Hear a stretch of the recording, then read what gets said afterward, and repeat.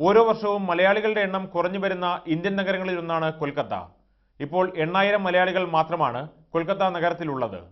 എങ്കിലും ഇവിടുത്തെ മലയാളി സംഘടനകൾക്ക് നഗരത്തിന്റെ ശ്രദ്ധ നേടാൻ കഴിയുന്നു. കൊൽക്കത്തയുടെ സമകാലിക ചരിത്രത്തോട് ഒപ്പം വളർന്ന മലയാളി സമാജത്തിന് 60 വയസ്സ് പ്രായമായി. കൊൽക്കത്തയിലെ ചിന്മോയ് ചാറ്റർജി സരണി അഥവാ ചിന്മോയ് ചാറ്റർജി റോഡ് കൊൽക്കത്ത നഗരത്തിന്റെ ഗതകാല പ്രൗഢിയും പഴമയുടെ സൗന്ദര്യവും ഈ തെരുവിലും ദർശിക്കാം. റോഡിനോട് ചേർന്നുള്ള ഒരു കെട്ടിടത്തിൽ മലയാളത്തിൽ ഒരു ബോർഡ് കാണാം: കൊൽക്കത്ത മലയാളി സമാജം.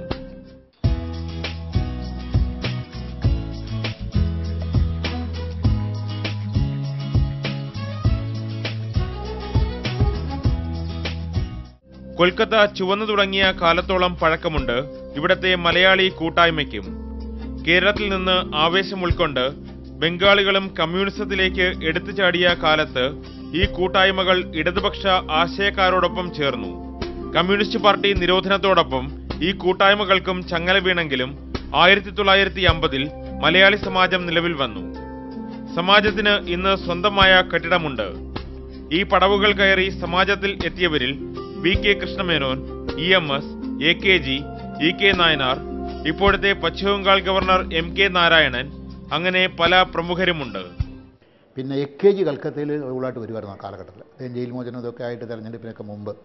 അപ്പോൾ അദ്ദേഹം പറഞ്ഞെങ്കിൽ രാഷ്ട്രീയമൊന്നും ഇല്ലാതെ തന്നെ മലയാളികളുടെ സാമൂഹിക സാംസ്കാരിക പ്രശ്നങ്ങളൊക്കെ എടുത്തുകൊണ്ട് ഒരു സംഘടന, പൊതുവായ സംഘടന ഉണ്ടാക്കുമെന്ന് പറഞ്ഞുകൊണ്ട് അന്നുണ്ടായിരുന്ന ആദ്യകാലത്തുണ്ടായിരുന്ന ചിലരോടൊക്കെ ഉപദേശം അനുസരിച്ചാണ് പിന്നെ വീണ്ടും ഒരു സാംസ്കാരിക സംഘടന, സാമൂഹിക സാംസ്കാരിക സംഘടന 48-ലും സാമൂഹിക സാംസ്കാരിക സംഘടനയാദ്യം രാഷ്ട്രീയത്തിൻ്റെ അതിപ്രസരം കൂടുതലുണ്ടായിരുന്നു. 51-ൽ എ.കെ.ജിയുടെ പ്രേരണ മൂലമാണ്, ഒരു 50കൾ മുതൽ പ്രേരണ മൂലമാണ് മലയാളികൾ കുറച്ചുപേരുടെ ഒത്തുചേർന്ന് വീണ്ടും പുതിയൊരു രീതിയിൽ കൽക്കത്ത മലയാളി സമാജം എന്നുള്ള പേരിലൊരു സംഘടന ആരംഭിച്ചത്. അത് മലയാളികളുടെ ഒരു പൊതു സംഘടനയായിട്ട് പിന്നെ വളരെ വളർന്നു വരും. അത് ഇന്നത്തെ ഈ സമാജം അത് തന്നെയാണ്. 1950 50 ഒക്ടോബറിലാണ് ആരംഭിച്ചത്.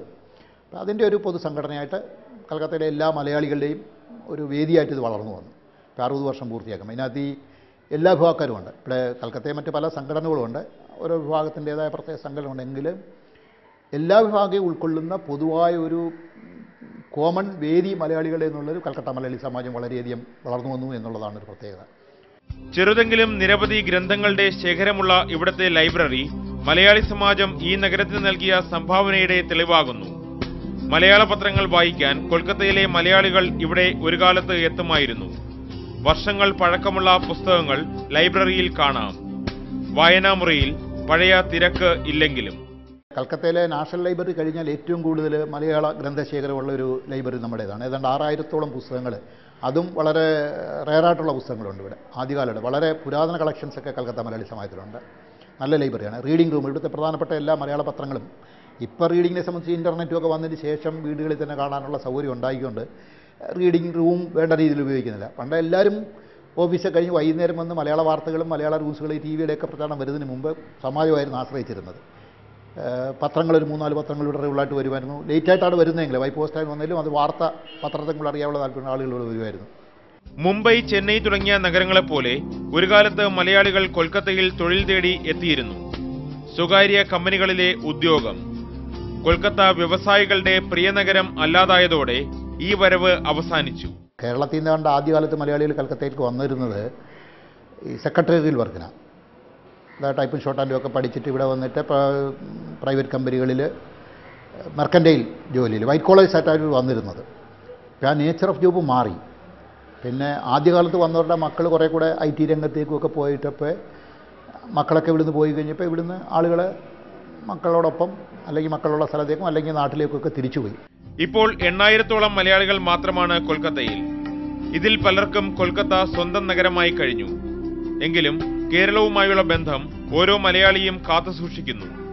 കേരളത്തിൽ നിന്ന് നിരവധി കലാസാംസ്കാരിക പ്രവർത്തകരെ മലയാളി സമാജം ഇങ്ങോട്ട് ക്ഷണിക്കുന്നു. കൊൽക്കത്തയിലെ ഏറ്റവും പ്രമുഖ സ്റ്റേജായ രവീന്ദ്രസദൻ ഉൾപ്പെടെയുള്ള സ്ഥലങ്ങളിൽ മലയാളത്തിന്റെ സാന്നിധ്യം ഇവർ അറിയിക്കുന്നു.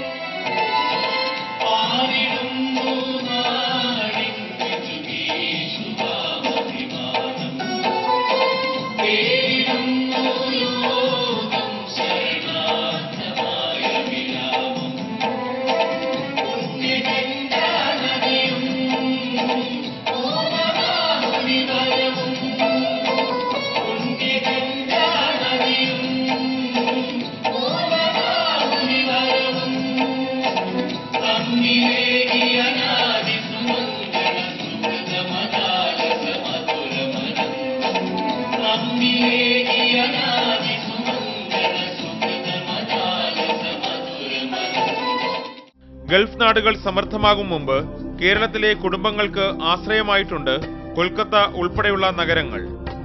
പഴയകാലത്തിന്റെ ഒരുപാട് കഥകൾ അതുകൊണ്ട് തന്നെ പറയാനുണ്ട് മലയാളി സമാജത്തിലെ മുറികൾക്ക്. മലയാളികളുടെ എണ്ണം ചുരുങ്ങുമ്പോൾ ഇതൊരു സ്മാരകം മാത്രമായി അവശേഷിക്കില്ല എന്ന് പ്രതീക്ഷിക്കാം.